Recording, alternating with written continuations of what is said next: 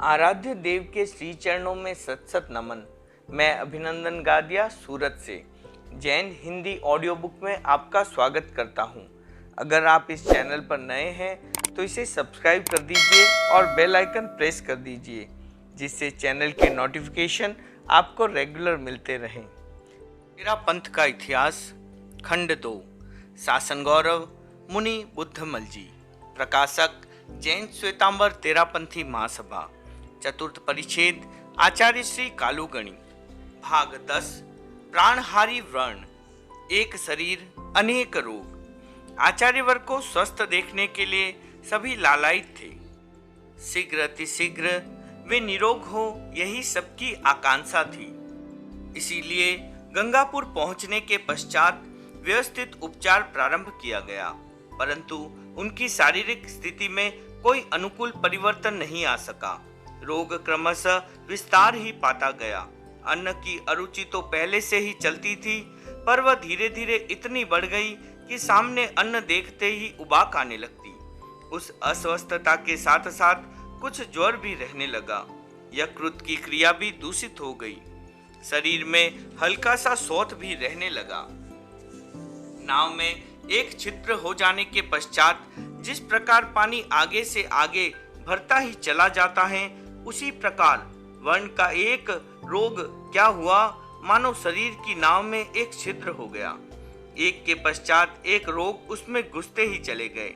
यद्यपि बदल बदल कर अनेक व्यक्तियों ने अनेक प्रकार के उपचार किए, परंतु किसी की भी औषधि ने अनुकूल प्रभाव नहीं दिखाया। कहना चाहिए, उनके उस एक शरीर में अनेक रोगों ने अपना अड्डा जमा लिया था। कार्यों पर प्रभाव।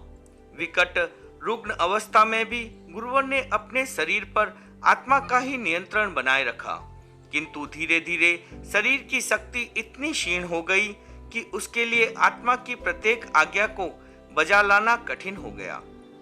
श्रावण की अमावस्या तक वे शौचादि के निमित्त गांव से बाहर जाते रहे, परंतु बाद में वह बंद कर देना पड़ा। फिर भी प्रतिदिन प्रातःकालीन व्याख्यान चालू रखा गया।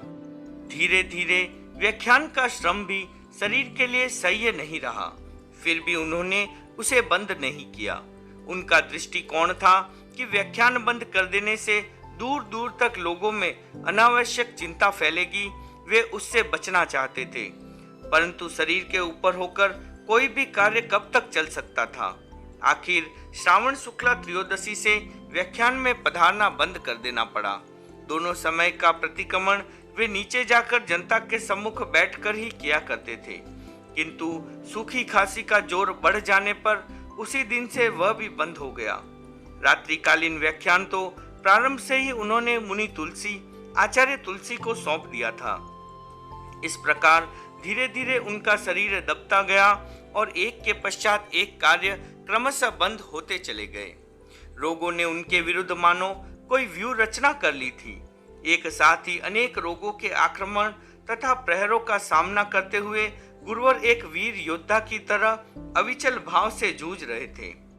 चक्रव्यूह में प्रविष्ट वीर अभिमन्यु की तरह अपने अंतिम अस्त्र तथा अंतिम सांस तक वे उन सब का सामना करते रहने को संकल्पबद्ध थे।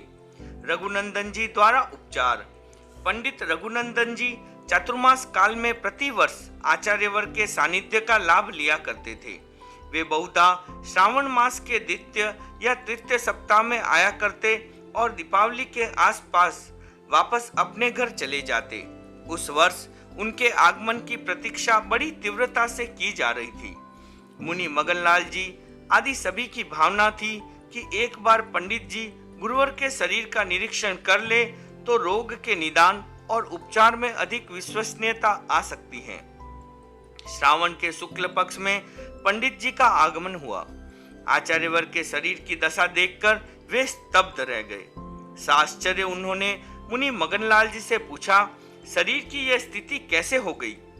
मुनि मगनलाल जी ने सली समझकर कुरेदने से लेकर सारी स्थितियों और उपचारों का विवरण बतलाते हुए फरमाया, लगता है किसी असाधारण व्यक्ति को भूलवश साधारण समझकर उसके साथ सामान्य औपचारिकता का व्यवहार कर लिया जाता है, तब वह प्राय रुष्ट हो जाता है। संभवतः वर्ण को भी सामान्य फुंसी समझ लिए जाने पर वह रुष्ट हो गया और इतना चिंताजनक विस्तार खा गया।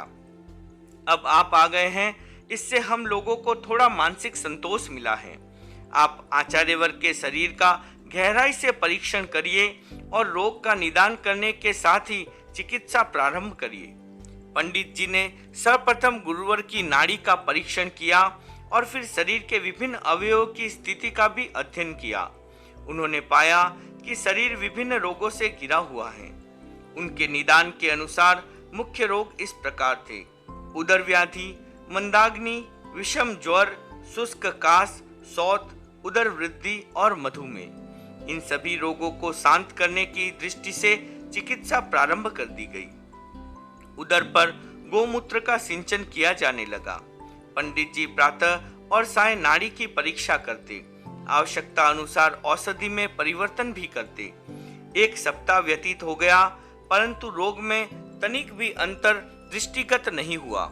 उसी प्रकार दूसरा सप्ताह भी समाप्त होने को आया, परंतु लाभ होने का कोई संकेत नहीं मिला।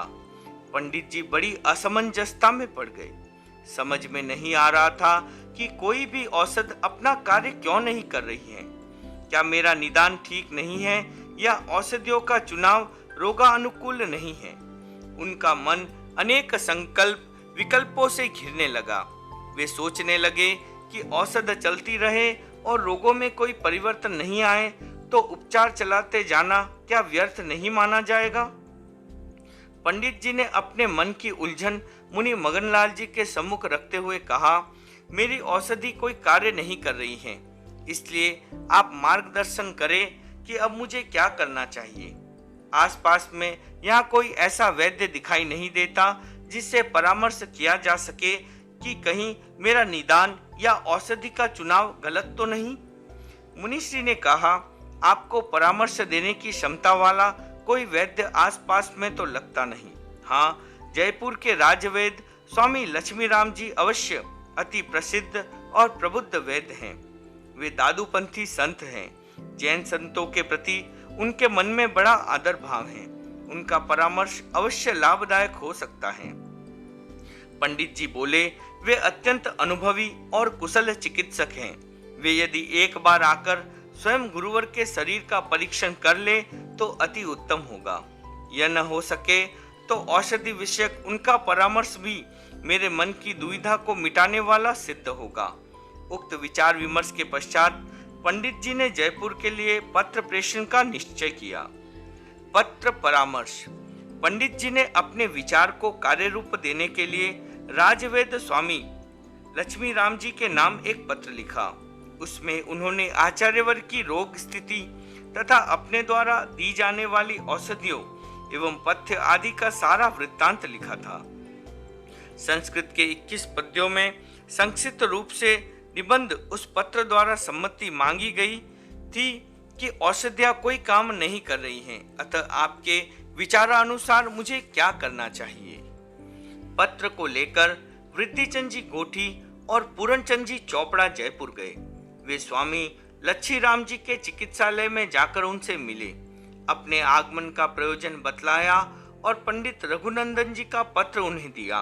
उन्होंने पत्र को पूरे ध्यान से पढ़ा और उस विषय में कुछ सोचने लगे। गोठी जी ने निवेदन किया, यदि एक बार आप स्वयं पधार कर निरीक्षण कर सके और औषध विषयक परामर्श दे सके तो हम विशेष आभारी होंगे।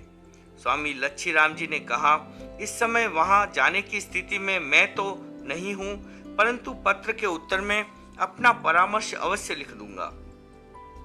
स्वामी लच्छीराम जी ने पंडित जी की उपचार प्रक्रिया का अनुमोदन करते हुए संस्कृत के 6 पद्यों में उस पत्र का उत्तर दिया। उन्होंने उसमें अपनी ओर से कुछ सुझाव भी दिए। गोठी जी और चोपड़ा जी उस पत्र को लेकर गंगापुर आए और उसे पंडित जी को सौंप दिया। एक अति प्रसिद्ध तथा निपुण वैद्य के उस अनुमोदन ने पंडित जी के आत्मविश्वास को और भी अधिक दृढ़ कर दिया। पत्र के माध्यम से प्राप्त परामर्श को ध्यान में रखते हुए पंडित जी ने कुछ परिवर्तन के साथ यथावत औषधि चालू रखी। सूखी खांसी के लिए दी गई औषधि ने एक प्रकार से चमत्कार सा दिखलाया। कई दिनों से जो खांसी उनको नींद नहीं लेने देती थी वह एकदम ठीक हो गई। उससे उन्हें रात को नींद लेने में सुविधा हुई और बहुत दिनों के पश्चात कुछ शांति का अनुभव हुआ। जनता का ऊहापोह। पंडित जी की औषधि पर स्वयं आचार्यवर तथा मुनि मगनलाल जी आदि पूर्ण रूप से विश्वास करते थे। उनकी औषधि अन्य आयुर्वेदिक औषधियों की परंपरा के समान ही कुछ लंबा समय तो अवश्य लेती थी, परंतु उसे रोगोपशमन स्थायी रूप से हो जाया करता था। उस बार भी उसी आशा से औषधि चालू थी, किंतु फल वैसा प्राप्त नहीं हो रहा था। एक बार कुछ लाभ दिखाई देता और फिर मूल अवस्था में ही हो जाया करती थी। जनता चाहती थी कि आचार्यवर का शरीर शीघ्र अतिशीघ्र ठीक हो, परंतु दिन पर दिन व्यतीत होते चले गए। उस स्थिति में पंडित जी की औषधि के विषय में लोगों में कुछ ऊहापोह प्रारंभ हो गया। कई व्यक्तियों ने संकेतात्मक भाषा से पंडित जी को यह जता भी दिया कि जब औषधि कोई लाभ नहीं पहुंचा रही है तो फिर आप दूसरों का मार्ग रोक कर क्यों खड़े हैं। पंडित जी का निवेदन। पंडित जी लोगों की उस भावना को समझे तब पहले तो बड़े असमंजस में पड़ गए, किंतु बाद में अपना कर्तव्य निश्चित कर वे आचार्यवर तथा मुनि मगनलाल जी के पास आए। उन्होंने निवेदन किया कि मेरी औषधि लेते हुए आपको काफी दिन हो गए हैं। मैं जिस गति से लाभ की आशा करता था वह नहीं मिल सका। अब आप चाहे तो किसी दूसरे वैद्य या डॉक्टर की औषधि ग्रहण करें, संभव है उससे आपको शीघ्र निरोगता का लाभ हो जाए। जनता का भी यही ध्यान है कि अब मुझे अन्य व्यक्तियों को अवसर देना चाहिए। कालूगणी का विश्वास। कालूगणी ने फरमाया, जनता तो मेरे स्वास्थ्य के लिए आतुर है, इसलिए सोचती है कि एक वैद्य से जो रोग ठीक नहीं हुआ संभवतः दूसरे से हो जाए। व्यवहार दृष्टि से उनका वैसा सोचना उचित ही है, परंतु वे नहीं जानते कि मूल बात वैद्यों को बदल लेने की नहीं है, वह तो साता वेदनीय के उदय की है। आप क्या कोई कम परिश्रम कर रहे हैं? फिर भी असाता वेदनीय का जब तक उदय है तब तक यह सब भोगना ही है। पुरुषार्थ करना अपना कर्तव्य है, अतः किए जा रहे हैं। फल की प्राप्ति न आपके हाथ में है और न अन्य किसी के। एक क्षण रुककर गुरुवर ने फरमाया, पंडित जी आप तो जानते ही हैं कि औषधि काम करती है, परंतु उसके साथ विश्वास भी कुछ कम काम नहीं करता। हमें आपकी औषधि पर परिपूर्ण विश्वास है, इसलिए दूसरों की औषधि जो काम करेगी आपकी उससे कुछ अधिक ही करेगी। आप अपना उपचार चालू रखिए, जनता की बातों से घबराने की आवश्यकता नहीं है। मुनि मगनलाल जी ने भी उनकी सेवा का अनुमोदन किया। इस प्रकार विश्वास की वह मात्रा पाकर पंडित जी फिर उत्साह से भर गए। उन्होंने पूर्ण आत्मविश्वास के साथ अपना उपचार चालू रखा। बहम का भूत। गुरुवर पंडित जी के उपचार से पूर्ण आश्वस्त थे। पंडित जी अपनी क्षमता का पूरी निष्ठा से उपयोग कर रहे थे। औषधियां सुपरीक्षित एवं सुनियोजित थी, फिर भी उनके स्वास्थ्य का प्रश्न समाहित नहीं हो पा रहा था। लोगों का मन बार बार उद्वेलित होने लगा। उनका पारस्परिक ऊहापोह नित्य नए भ्रम, कल्पनाएं एवं अफवाहें उत्पन्न करने लगा। एक अफवाह बड़े वेग से फैली कि ये मकान भूतग्रस्त हैं। जो भी उपचार किए जा रहे हैं उन सब का प्रभाव वो भूतात्मा नष्ट कर देती हैं। गुरुवर को मकान बदल देना चाहिए। मकान बदलते ही वे स्वस्थ होने लगेंगे। उक्त ऊहापोह को एक नया बल तब मिल गया जब रंग भवन में सामायिक करते हुए बीकानेर निवासी श्रावक जवाहरमल जी कोठारी झपकी आ जाने के कारण एक धमाके के साथ लुढ़क गए। यद्यपि ऐसी घटना बहुधा होती रहती हैं, परंतु उस समय कुछ वहमी व्यक्तियों ने उस आकस्मिक घटना को मकान की भूतग्रस्तता के साथ जोड़ दिया। कई व्यक्तियों ने मिलकर साहस किया और एक दिन गुरुवर से प्रार्थना की कि आपके लिए यह भूतहा मकान छोड़ देना ही लाभदायक रहेगा। आचार्यवर ने उन सबको टोकते हुए फरमाया, ऐसी व्यर्थ बात नहीं करनी चाहिए। मकान में कोई भूत प्रेत का भय नहीं है। यह तुम्हारे वहम का भूत ही तुम्हें भ्रांत कर रहा है। मकान बदलने का हमारा कोई विचार नहीं है। मकान मालिक ने इतना साताकारी भवन हमें प्रदान किया है, क्या हम भ्रांत धारणाओं में फंसकर उस भवन की तथा दान भावना की महत्ता को समाप्त कर दे? ऐसी किसी भी स्थिति में करने की संभावना नहीं करनी चाहिए। आचार्यवर्ग की उस स्पष्टोक्ति ने भूत की अफवाह को सदा के लिए समाप्त कर दिया। आप और निराशा। मुनि मगनलाल जी कालूगणी के अभिन्न साथी थे, इसीलिए उनकी रुग्ण अवस्था ने उन्हें अत्यंत चिंतित बना दिया। उनकी आकृति पर खिन्नता की रेखा देखी तो आचार्यवर ने पूछ लिया, आप इतने खिन्न क्यों हैं? मुनि मगनलाल जी ने कहा, आपके अस्वास्थ्य ने मेरे मन को व्यथित बना दिया है। जब भी इस विषय में सोचने लगता हूँ, अस्त व्यस्त हो जाता हूँ। उचित अनुचित अनेक संदेह मुझे घेरने लगते हैं। आपकी रुग्णावस्था का समय लंबा होता जा रहा है, शरीर की निर्बलता बढ़ती जा रही है, औषधियाँ काम नहीं कर रही हैं, इसलिए मन व्यथा से भर जाता है। लगभग 50 वर्षों से हम साथ साथ रहते आए हैं। निवास, प्रवास और खान पान से लेकर विचार विमर्श तक साथ साथ करते आए हैं। अब पता नहीं भाभी क्या करना चाहती हैं। यह कहते कहते उनका कंठ अवरुद्ध और आंखें नम हो गई। आचार्यवर ने देखा आज वज्र भी मौन बन गया है। उन्होंने धैर्य देते हुए फरमाया, मगनलाल जी स्वामी, आपने वहम करना कब से सीख लिया? आप तो सदा से ही साहसी रहे हैं। निराशा से आपका क्या संबंध? आप अपने मन को निर्बल मत होने दीजिए। यह रुग्णता जीवन पंथ की एक दुर्लभ घाटी अवश्य है, पर मेरा अनुमान है कि समय परिपाक से इसे पार कर लिया जाएगा। मुनि मगनलाल जी ने कहा, आपका अनुमान फलीभूत हो। हम सब यही कामना करते हैं कि यह घाटी सहजता से पार हो जाए।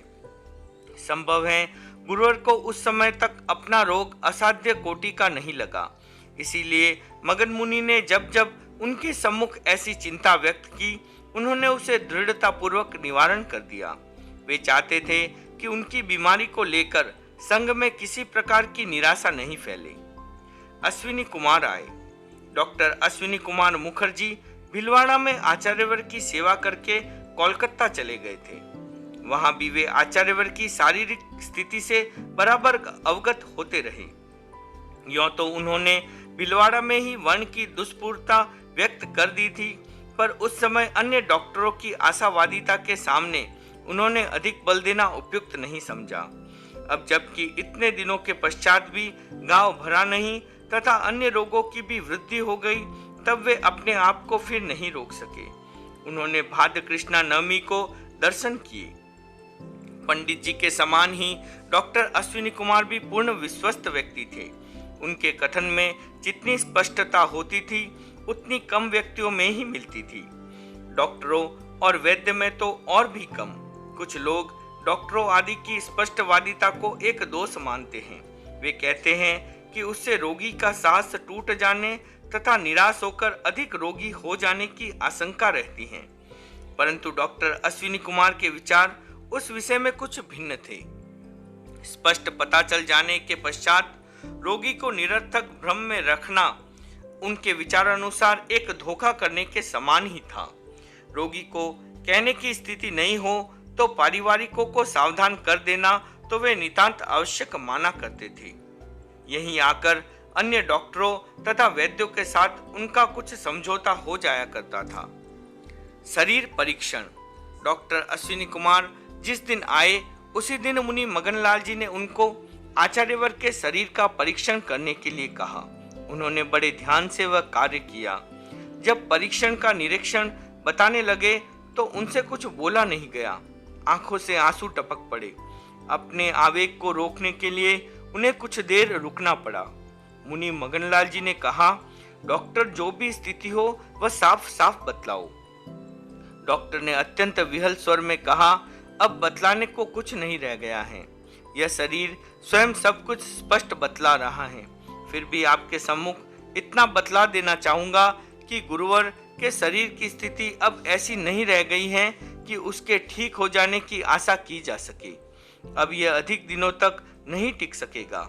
गुरुवर को भावी प्रबंध यथाशीघ्र कर लेना चाहिए। एक श्रावक के नाते इस विषय में चेता देना अपना कर्तव्य समझता हूँ। त्रिजन परामर्श। इतनी स्पष्टता के साथ उक्त स्थिति पहले ही सामने आई। अतः मुनि मगनलाल जी ने कहा, पंडित जी को उपचार करते हुए काफी दिन हो गए हैं। यदि हम इस विषय में उनसे भी कुछ विचार विमर्श कर ले तो कैसा रहे? डॉक्टर को उसमें क्या अड़चन हो सकती है?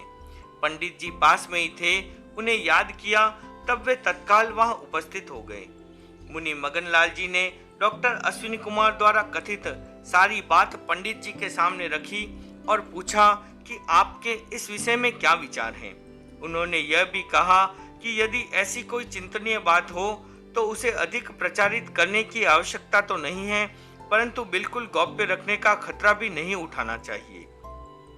पंडित जी ने तब अश्विनी कुमार की बात का समर्थन करते हुए कहा, यद्यपि यह बात मेरे मन में अनेक बार चक्कर काटती रही, पर मैं उसे इस प्रकार स्पष्ट कह देने का साहस नहीं कर सका। अनेक प्रकार से उलट पुलट कर औषधोपचार कर लेने पर भी कोई फल उपलब्ध नहीं हुआ है। यह बात मन में बड़ी निराशा उत्पन्न करती है।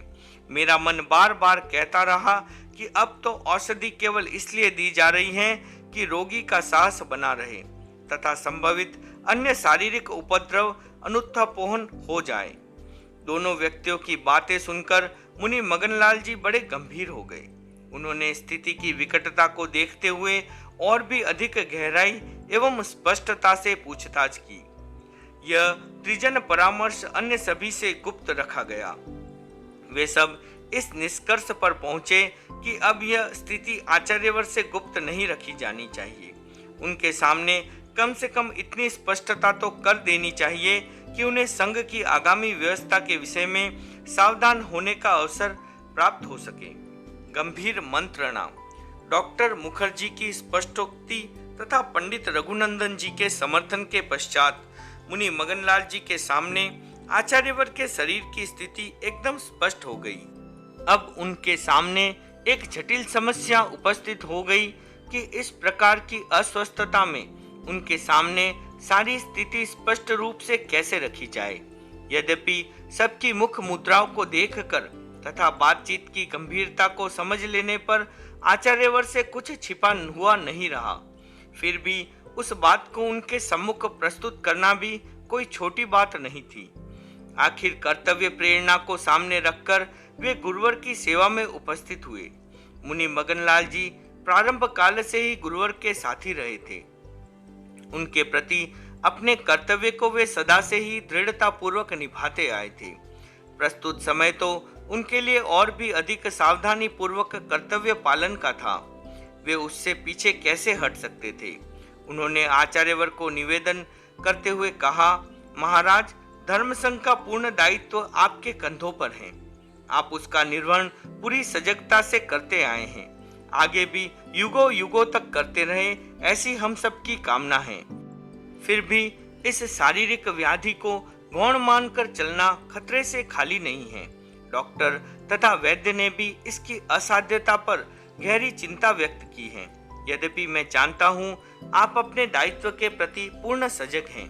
मुझे इस विषय में कुछ भी कहने की आवश्यकता नहीं है। फिर भी मन नहीं मानता। माणकगणी का इतिहास सामने है। तेरा पंथ ने उस समय जिस अंध युग का अनुभव किया वह फिर कभी न आ पाए। इसके लिए सावधान रहना आवश्यक है। दूध का जला छाछ को भी फूंक फूंक कर पीता है। इसलिए निवेदन है कि आगामी व्यवस्था पर ध्यान देने की कृपा करें। आचार्यवर ने फरमाया, मगनलाल जी स्वामी, मैं जानता हूँ आपकी चिंता निष्कारण नहीं है, वास्तविक है। आप अनुभवी हैं। डॉक्टर और पंडित जी भी धर्म संघ के परम हितैषी हैं। आप सबका परामर्श उचित तो है ही, सामायिक भी है। इतने दिनों तक मेरी धारणा रही कि कुछ दिनों में शरीर स्वस्थ हो जाएगा। इसी आधार पर मैंने अनेक बार आपकी चिंता को वहम कहकर टाल दिया, किंतु अब मुझे अनुभव होने लगा कि यह शरीर अधिक चलने वाला नहीं है। अब मुझे यथाशीघ्र आगामी व्यवस्था कर देनी है। मन की बात। आचार्यवर ने दीर्घकाल से अपने मन में संजोई हुई भावना को व्यक्त करते हुए फरमाया, मैंने बहुत समय पहले से एक बात सोच रखी थी कि जब 60 वर्ष की अवस्था पूर्ण हो जाएगी तब मुझे संघ की आगामी व्यवस्था कर देनी है। मेरी कल्पना थी कि बिदासर में सांध्वी छोगाजी माजी महाराज के सम्मुख यह कार्य संपन्न करना है। मगवागणी के पश्चात किसी को युवाचार्य पद देने का अवसर नहीं आया, इसलिए अधिकांश साधु साध्वियां इस विधि से अनभिज्ञ हैं। मैं सबको उस प्रणाली से पुनः परिचित करा देना चाहता था, परंतु शारीरिक स्थिति को देखते हुए मेरे पास इतना समय नहीं रह गया है कि उस कल्पना को कार्य रूप दे सकूं। मन की वह बात मन में ही रह गई। अब तो मैंने सोचा है कि दायित्व निर्वाह के लिए जो मुझे वहां करना था वह सब यहीं कर देना चाहिए। ओम अरहम।